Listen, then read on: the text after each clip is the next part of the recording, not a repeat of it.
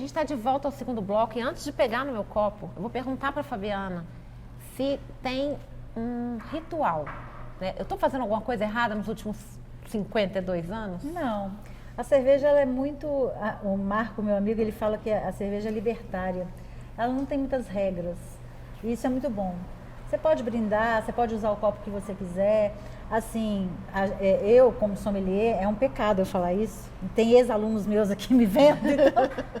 Vai Mas perder assim, a moral. porque a gente ensina, né? Tem todo um sistema de copos que você pode servir para melhor experiência da cerveja. Mas hoje eu tenho uma convicção de que assim, gente, toma cerveja do copo que você gostar. Tem gente que gosta de copo de geleia, toma no copo de geleia, quer na xícara, toma na xícara, sabe? Não tem ritual. O legal é você estar bem, é você tomar a cerveja confortavelmente, sim, com simplicidade. Então, Talvez seja isso, né? O grande lance. Ela é democrática, né? Ela é democrática. Porque, assim, quando você começa a colocar muitas regras, não, tem que colocar X dedos de colarinho. Não, tem que colocar não sei o quê. Não pode molhar o copo, não pode isso. Vai ficando um negócio tão complicado. Aí Perdeu o sabor do eu comecei momento. a perceber isso, a entender isso, porque, assim, em determinado momento dessa minha trajetória, eu abracei muito essa ideia de querer, né, o copo ideal, de querer as regras, né, de degustação. Mas aí eu comecei a ver gente falando assim, ai, cerveja ficou tão chata, que frescurada. Ou então, eu não quero essa cerveja, eu quero cerveja com gosto de cerveja. Aí eu falei, meu Deus, tem alguma coisa errada, porque as pessoas, isso está ficando antipático. E eu não acho que seja legal você apresentar qualquer produto e esse produto seja antipatizado. E a cerveja, ela é tão amiga de todo mundo, né? Por que a gente vai deixar uma imagem antipática da cerveja? Então vamos fazer um brinde logo, por favor, porque eu não consigo ficar tanto tempo o na que eles frente de uma falam é que você cerveja não sem pode brindar sem experimentar. beber, né? Aí, Sem olhar no olho. Também, Também. isso é importante. Que delícia. Você gosta de Pilsen, Eu né? gosto Você me falou. de Pilsen, mas essa aqui eu adorei. Essa é uma cerveja que é bem interessante. Eu gosto muito desse estilo. É um estilo que se origina na Inglaterra. E é um estilo que eu falo que ele é muito coringa. Você consegue fazer combinações desses maltes que não são totalmente torrados, mas também não são claros, porque eles têm nuances de amêndoas, avelãs, não sei se depois você presta mais... caramelo, toffee. Deixa eu sentir. A gente tem chocolate, notas assim que vêm dos grãos. E aí você consegue fazer 1000 combinações com essa cerveja. Então eu gosto muito. E é uma cerveja que ela é bem antiga, assim, ela é centenária. Porque as cervejas até o século XIX, todas elas eram escuras. Entendi. Porque a gente não tinha como secar o grão da cevada, o malte de cevada, ele era seco, não tinha como uniformizar essa secagem. Era secar o chão com sol. Entendi. E aí, ou então você colocava sobre fogo direto. Entendi. E queimavam os grãos, outros não queimavam, uns ficavam claros, uns ficavam defumados. Então a cerveja, ela era marrom, assim, ela tinha uma coloração assim. Ela era turva, não era filtrada. Então, esse perfil de cerveja é muito...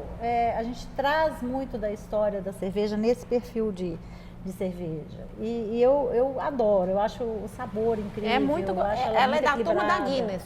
Ela é da mesma nacionalidade. Ela é assim, descendente da Guinness. Todas são britânicas. Sim. Mas eu acho que tem A uma Guinness coisa... é descendente dessa. Olha... É uma evolução. A partir do momento que se torra mais um... Como é que é o nome dessa cerveja? É uma brown ale. E o que significa ale? Ale é o grupo de fermentação. A gente tem 2 grupos de fermentação, que são as lagers e as ale.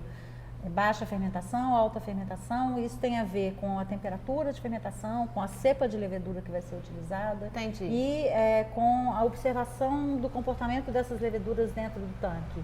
As de alta fermentação sobem para o topo do mosto, né, da cerveja, e as de baixa fermentação baixam, vão para o... A lager que é de baixa? De baixa fermentação. E a diferença entre lager e pilsen? Qual que é? Não, o que pilsen significa? Pilsen é um dos estilos de cerveja lager. Ah, entendi. Tá? E ficou o mais conhecido porque foi uma cerveja muito emblemática. Ela mudou muito, como eu tinha te falado, todas as cervejas eram escuras até o advento da Pilsen. A Pilsen foi uma cerveja inventada em 1842, na República Tcheca. Ah, eu achei que eles inventaram bem, gostei bastante. Então, foi a primeira cerveja com maltes claros, dourada. E é isso, eu acho que tem essa coisa do dourada, tem uma publicidade pessoas, envolvida, né? E assim, como ela foi inventada na região da Boêmia, os copos da Boêmia, de cristal, né? Você enxergar uma cerveja que não era assim. Foi a primeira vez que as pessoas viram um líquido dourado transparente com aquela espumona branca. Então, todo mundo começou a copiar. Todo mundo mesmo, em todos os países, começaram a imitar aquela cerveja. Eu quero fazer uma cerveja igual àquela que está sendo feita em Pilsen. Então, ela é muito emblemática. E por isso, todo mundo acha que Lager é sinônimo de Pilsen, né? Mas não é. Pilsen faz parte desse grupo. Entendi. Porque é um grupo vasto. Às vezes, quando eu pedi uma Lager, eu falava, mas qual que é a diferença dessa Pilsen que eu estou tomando? Então, na verdade, não são categorias diferentes. Uma está dentro da outra, né? Agora, você acha que as cervejas investem também um pouco na aparência para ficar. Tem que ter alguma coisa na substância para que porque eu acho que a cerveja é uma bebida, assim como o vinho também tem uma cor bonita, né? O vinho tinto, o vinho rosé e tal. A cerveja ela tem uma coisa. Esse dourado é muito atraente, né? Muito atraente. Você começa a beber antes de beber. Você bebe com os olhos, né? Tanto é importante que quando você vai fazer uma ficha, um laudo de uma cerveja, seja para concurso, seja para manutenção de qualidade em fábrica, um dos atributos é o visual da cerveja. Ela tem que manter uma transparência, porque as cervejas lá no passado elas não eram filtradas, hoje elas são. Então a gente tem a possibilidade de ver a luz passando pela cerveja. Mesmo uma cerveja escura como essa, a gente está vendo um brilho vermelho. Aí a gente fala, é um brilho rubi. É chique, né? A gente falar que tem um brilho rubi. Tá vendo? As palavras também têm sua importância. Diferença. Né? Mas aí você vê todo esse colarinho bege em cima. Tudo isso compõe, né? Você olha e fala, eu quero tomar aquilo, né? As cervejas de trigo no Brasil fizeram muito sucesso, por quê? Porque elas eram servidas em uns copos gigantes, que expandiam aquela espuma e todo mundo via, o que é aquilo? Que copo é aquele? Eu quero tomar aquilo ali. Mesmo que a cerveja, ela é uma cerveja mais turva, né? E ela é mais pesada também, você não aguenta tomar muito, né? Ela é mais polpuda, assim, né? Aí todo mundo olhava e falava, eu quero aquela cerveja daquele copo. E isso é tão importante que na década de 80, houve um movimento no Reino Unido chamado Beautiful Beer. Eles chegaram à conclusão, olha, isso é legal, é uma história legal que você vai gostar, Cris, porque eles chegaram à conclusão de que as mulheres não estavam consumindo tanta cerveja no Reino Unido quanto já haviam consumido em décadas passadas. Por que as mulheres não estão tomando cerveja como tomavam? Fizeram um estudo e chegaram à conclusão de que a cerveja foi sendo associada a grupos masculinos, a esportes muito masculinizados, a ambientes onde as mulheres não estavam tão presentes e num serviço que elas não consideravam charmoso. Então eles começaram a mudar a imagem da cerveja. Foi um movimento para modificar a imagem da cerveja, por isso Beautiful Beer. E aí eles começaram a estudar copos que fossem mais interessantes, colorações de cerveja, clarificação da cerveja, o ambiente na forma de servir, para que as mulheres se sentissem atraídas a estar ali tomar cerveja também. E não naqueles canecos gigantes, grosseiros. Aquela coisa bárbara, né? Sim. Então, para você ver que tem realmente fundamento isso que você me falou. Né? Isso foi estudado, em pesquisa mesmo. Mas, em geral, você acha que a cerveja ainda é uma bebida mais masculina no mundo? Ou eu estou falando isso de uma maneira absolutamente empírica? Eu acho que os homens bebem mais, frequentam mais, né, pubs. Agora, eu tive agora na Espanha e eu tive a grata surpresa de ver muitas mulheres, e eu estava lendo outro dia que há uma pesquisa que desses países, né, Espanha, Portugal, as mulheres bebem mais cerveja. Não sei se é um Eu sou uma pessoa que prefiro cerveja. Assim. E aqui em Minas a gente tem muita mulher também, né? Que é botequeira e bebe cerveja, né, com vontade. Mas ainda assim, é um público, eu vejo muito pelo público do meu programa. Ainda tem um público bem maior, masculino do que feminino. Então vamos harmonizar aqui? Quero que você me fale Vamos como lá. que é. Olha, a gente escolheu essa cerveja por ser uma cerveja muito coringa, como eu te falei, né? Por ter essas nuances todas de sabor. É uma cerveja muito premiada, desde que ela foi feita a primeira vez aqui no Albanos, ela tem ganhado prêmios aqui no Brasil e fora dela, então a gente achou interessante trazer. E ela é muito gostosa. Ela é realmente muito saborosa. Ai, vamos e mostrar, aí, ó, vamos mostrar o rótulo. Vamos rótulo dar o crédito para ela. Só um minutinho, deixa eu sair daqui. Ok. E aí a gente trouxe três alimentos, iguarias. Comidinhas, iguarias, que nós mineiros adoramos, né? E a gente quebra alguns tabus também. Por exemplo, eu gosto muito de fazer combinação de queijo com cerveja e, gente, todo mundo associa queijo com vinho. Mas o que combina mais com queijo do que pão? Não tem. A gente sempre tem um pãozinho para acompanhar.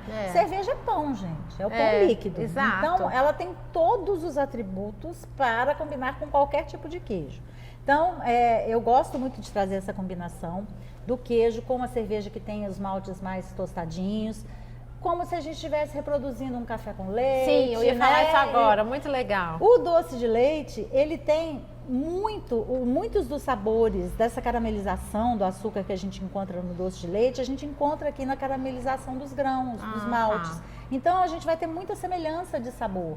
E o lombinho, né, que delícia. É um lombinho defumado.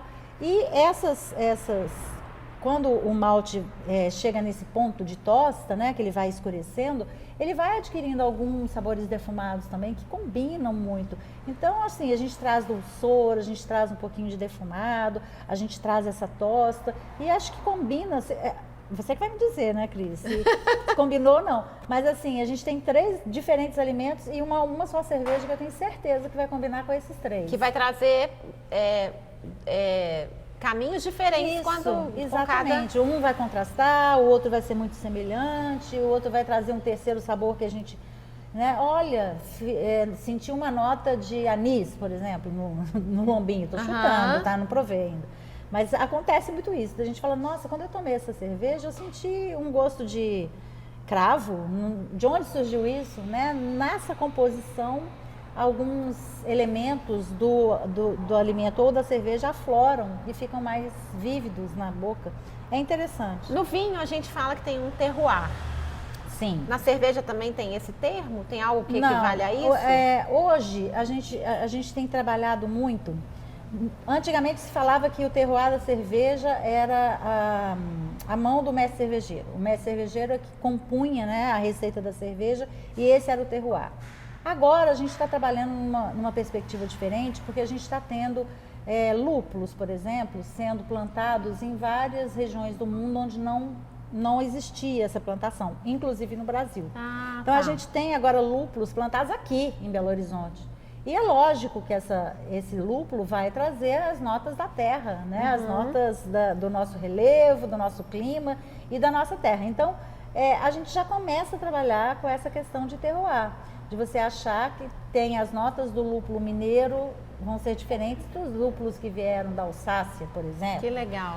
E a gente também tem as leveduras, né? Que estão sendo replicadas, foram isoladas aqui, em ambientes daqui.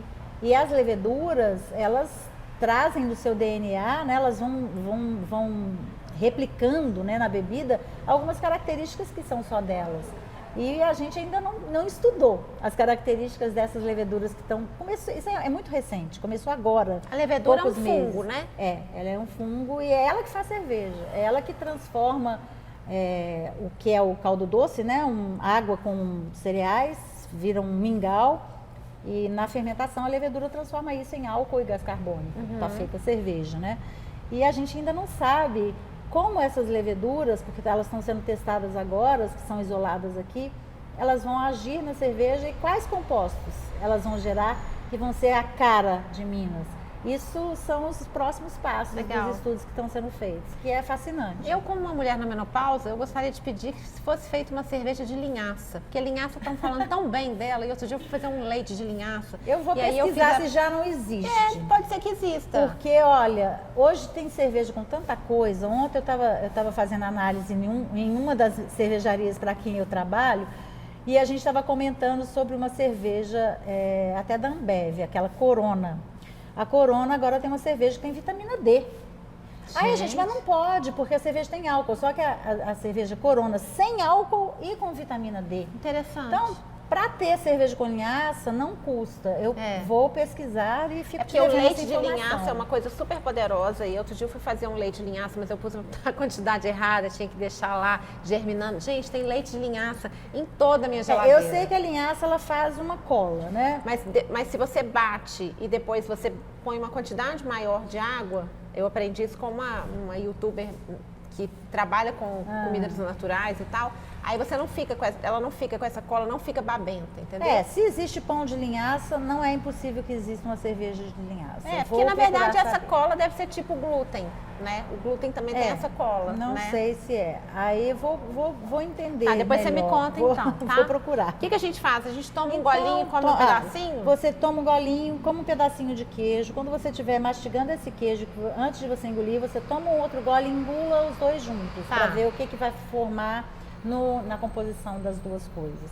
Mesma coisa doce de leite. Então pode começar. Doce é uma coisa que é meio assim, as pessoas, nossa, fala, "Oi?" doce com cerveja, mas você vai ver que delícia que Deve fica, ser, tá? sim. Então eu vou começar, tá? Ó.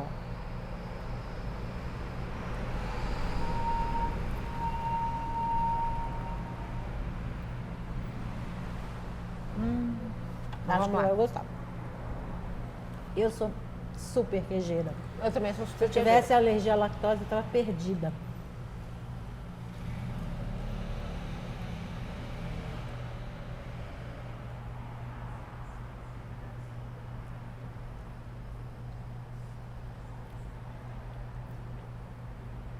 Combina demais, né? Não é?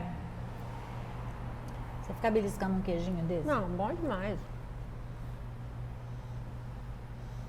Aí, então, enquanto a gente acaba de comer esse queijo, eu vou te perguntar. Como que você vê a cerveja brasileira hoje, diante do mundo, e a cerveja mineira, especificamente? Olha, a gente tem boas cervejas, muito boas cervejas. Estamos caminhando ainda, aprendendo muito em técnica, em equipamentos. A gente teve, nosso início, né, de produção de cervejeira artesanal, ele é muito recente. Ele tem 20 e poucos anos, né? Então a gente está bem atrás de outros países. Mas a gente está muito bem. A gente consegue driblar as dificuldades de não ter equipamentos, de não ter muitas vezes os insumos, com muita criatividade. E isso faz a cerveja brasileira ter uma qualidade que surpreende, inclusive, quem vem de fora. Que fala, olha, não imaginava que os brasileiros conseguissem fazer cervejas assim. E desde que os brasileiros começaram a introduzir alguns elementos que são muito brasileiros, as frutas brasileiras, por exemplo, as madeiras brasileiras para envelhecer cerveja em barril, Sim. Elas mudaram de patamar. E elas têm chamado muita atenção no mundo porque, ali tem um sabor de Brasil, uma Sim. característica, uma identidade brasileira que até então a gente não tinha. E especificamente o mineiro, eu falo que nós temos um talento muito nato para fazer cerveja, porque eu acho que pela riqueza gastronômica de Minas, eu defendo muito essa ideia. Nós fazemos cerveja inserida em gastronomia. A gente pensa na cerveja, os cervejeiros mineiros, eles pensam em cerveja como os chefes pensam nas suas receitas e suas comidas. Então, ela é uma bebida extremamente gastronômica, inserida na gastronomia. Parece que a comida mineira, né, os petiscos mineiros, a comida de boteco, essas coisas, né, essas iguarias mineiras, parece que foram feitas para tomar com cerveja, né? Sim, com certeza, porque elas têm gordura, elas têm fritura, elas têm, às vezes, temperos, né, ervas e especiarias, que com outras bebidas acabam brigando. E a cerveja sempre vai ter um perfil de cerveja que você possa encaixar ali. E a Pilsen ela é muito neutra. Ela é uma cerveja. Por que a Pilsen faz tanto sucesso no mundo todo, né? Ela quase que virou sinônimo da cerveja, pela neutralidade. Entendi. Então você consegue tomar... Gente que não gosta de muito amargor, toma cerveja. Mas gente que gosta de amargor, toma porque ela tem um pouquinho de amargor. Então, ela tem gostinho de pão. Ela tem coisas muito neutras, muito limpas, muito básicas, que qualquer paladar aceita. Então é por isso que ela é universal, né? Um estilo universal. E aí, como a gente tem comidas muito temperadas, com sabores muito mistos, né? Muitas coisas aparecendo, uma cerveja neutra sempre vai cair bem, né? Então é como se a Pilsen fosse muito bem-vinda à comida mineira, né? Com certeza. Porque ela não vai te aumentar, ela não vai aumentar a sensação de ardência numa pimenta, por exemplo. Ela vai refrescar, ela vai te acompanhar. Se for uma comida muito pesada, você vai conseguir limpar seu paladar. Ela tem carbonatação, ela tem lúpulo, ela tem álcool, tudo isso em composição um com o outro faz limpeza de paladar. Então, assim, a comida mineira, ela tem vocação para acompanhar a cerveja e vice-versa. Eu gosto muito do quanto a cerveja é refrescante. Nesse sentido, é claro que a gente sabe que em outros países a cerveja é vendida, se for um país frio, ela é servida na temperatura ambiente, né? Isso para mim vai ser muito difícil de administrar se eu estiver num lugar que a cerveja for servida quente. Mas assim, eu acho que a cerveja combina muito com o Brasil, porque ela tem esse aspecto refrescante, né? Eu fico imaginando, gente, quando você está numa praia, não tem nada, nem água vamos tomar um vinho que mate a sede como uma cerveja. Você fala assim, eu tô com sede, mas já pensando na cerveja, não é? Na piscina. Eu, assim, já tomei vinho em piscina, mas não é a mesma coisa. Não. Você fica meio bodado, não é legal. Cerveja te traz, mesmo a cerveja tendo essas propriedades calmantes do lúpulo, ela é muito refrescante. Ela realmente tem elementos refrescantes. Né? O lúpulo é refrescante, a carbonatação é refrescante, ela tem muita água. Então, tudo isso, né, traz essa sensação. Tão feliz de saber que tem muita água, muita, sabe? 95%. Me senti culpada. Não Muito sinta. maravilhoso isso. E aí, eu vou te perguntar, antes da gente experimentar o doce de leite, quando eu era mais nova, brigava com o namorado e tal, ia pro bar, tomava cerveja e pinga, né? Meu ex-namorado fala, não chame pinga de pinga, chame de cachaça. Cerveja harmoniza com cachaça? É possível? Harmoniza. Harmoniza, mas no final o resultado é horrível. Já acordei assim na banheira, a pessoa me dando banho, sabe? Pois é aquela muito coisa. Muito louco isso, Você vai tomar uma coisa que é ardente, Aham. quente, e você pode tomar depois algo para te refrescar. Aham. Mas você não pode fazer isso constantemente, né? Entendi. Por que os antigos faziam uma pinguinha, né, uma cachaçinha e o resto era cervejinha, Entendi. né? Não é para você fazer um e outro, Um e outro. porque aí realmente vai ser a fórmula. Abusar do seu organismo, Exatamente. né? Então vamos lá, bora Vamos lá no doce de leite. doce? Vamos. Você já experimentou doce com cerveja antes? Não, nunca. Então acho que Então você vai experimentar. adorar. Eu adoro. E eu vou contar faço- uma piada, não é uma piada, vou citar uma frase que eu adoro, que tem uma pessoa que citou uma frase dizendo o seguinte, né? Quando a gente fala, tô com medo de comer isso, com medo de comer aquilo, que engorda, não sei o quê, né? Para tudo tem moderação, até para o autocuidado, né? E tem uma frase maravilhosa que fala assim, pensem nas mulheres que estavam no Titanic e tinham acabado de recusar a sobremesa. Oh, meu Deus! Então não vamos recusar a verdade. sobremesa, né? Sim, essa vai virar assim meu mantra pro resto da vida.